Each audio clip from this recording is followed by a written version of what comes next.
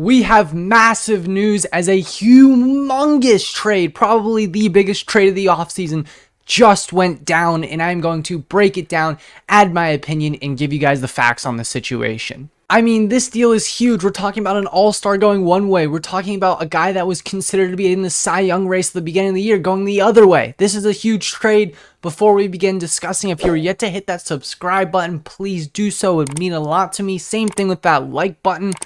Let's go ahead and discuss this. Jeff Passan dropped a tweet at 11:48, so about 15 minutes ago. Trade news: All-Star second baseman Luis Arraez is going to Miami in exchange for Pablo Lopez, who's heading to Minnesota.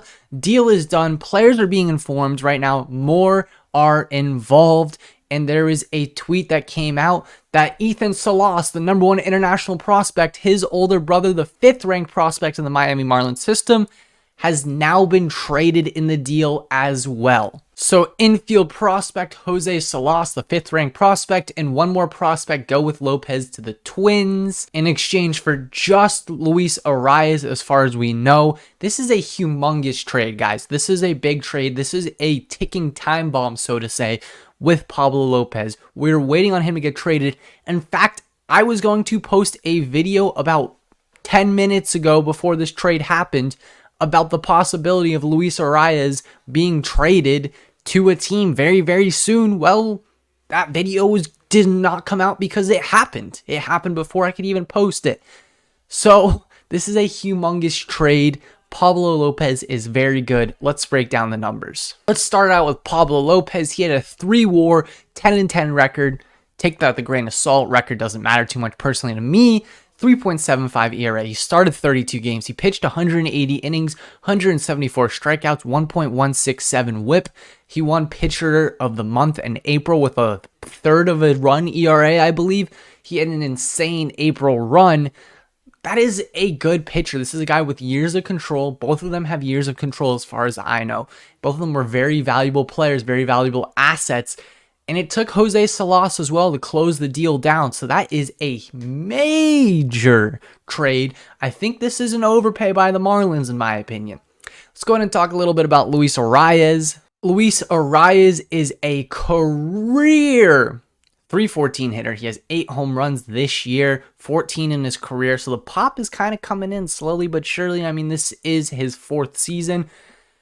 He started out as a second baseman. He's now a first baseman. He made his debut at the ripe age of 22, and now he's 25. From San Felipe, Venezuela, 50 RBIs, 4 stolen bases, 375 on base percentage, 420 slug, 795 OPS. He won the batting title. He won the Silver Slugger. He was an all-star this year.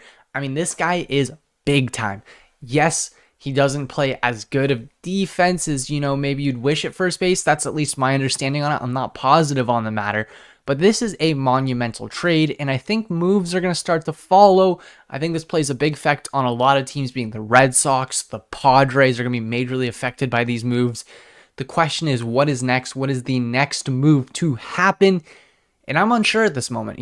There's a lot of things. It seems like the Marlins still need a center fielder. The Red Sox still need a shortstop. The Padres still need a starting pitcher. Brian Reynolds is still available on the market. The question is, how is it going to go down? Who is going to pull the trigger? What deals are going to be made? Now, if I was to rate this trade, I'm going to give the Twins an A grade on this trade. I think this was a great trade for them. They got a top 5 prospect. They got another prospect unknown at this moment. They got Luis Arraez. They sent him away, but they got a solid pitcher back, and they needed to add to the rotation. You got to give something to get something. They gave, Luis Arraez, and they got a lot back, in my opinion. Now, my grade for the Marlins, I'm sorry, Marlins fans, but I think this is like a D+ trade. I think there's a lot more value on the table that the Marlins passed on. I'm sure Kim Ng is looking back and not really happy with it. I don't know. This trade did just go down, so it's fresh in our mind. But I mean, at the end of the day, the value wasn't what it should be. Yes, you get Luis Arraez, who's very good, years of control, of course. But giving up that extra prospect, my question is, how necessary was it to give up that extra prospect? I mean, in my opinion, that's a big give. This is a guy that's considered a top prospect in your system, 19 years old, shortstop, middle infielder, when you don't really have a middle infielder for the future right now. I mean, you just got Jacob Amaya, but the question is he as good as Jose Salas? I don't believe so. They must have a belief in him. But that is what I'm going to leave this video off. Guys, comment down below. What do you think about this trade? How do you feel about it? Let me know in the comment section down below. And I'll see you guys all in a video very, very soon. Peace. Yes. 305 to the 619, baby. Let's go. Let's go, San Diego. Live that shit up, San Diego. Let's fucking go. Woo! It's our fucking house. Hey. It's our house right here, baby.